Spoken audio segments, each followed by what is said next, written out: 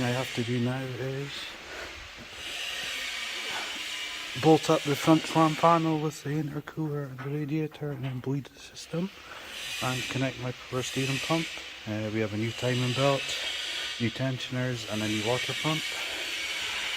The ECU has been virginized, which means the immobilizer has been deleted, the EGR has been deleted, and it has had a cheeky remap. It is currently lowered in coilovers all round with 19-inch BBS wheels,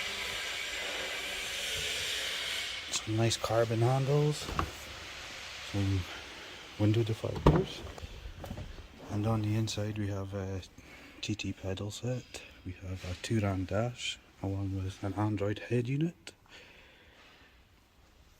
and we have electric windows and mirrors out the 2-ran, and we have automatic headlights. And this is the clocks from the 2-ran that are ready to get put in. I just need someone with VADCOM. I have a 2-ran centre console too. The rear of the van has all been carpeted and insulated.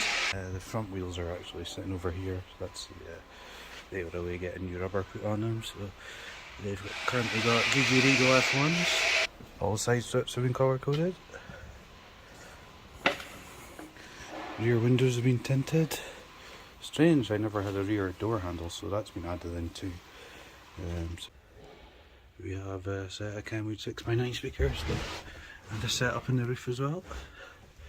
All fed into this Kenwood amplifier, which is screwed to the wall, which is connected to the Android head unit. Here we have the seats out of the van. They've currently been taken out because the rubber carpets that come with the Caddy are getting removed, and I'm fitting 2-ran carpets. But I left all that out because I had to fit my 6-speed shifter for my BKD Golf engine.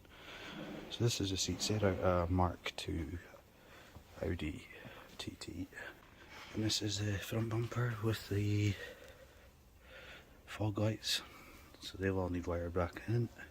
It's got a rear spoiler and a protector here for the rear bumper.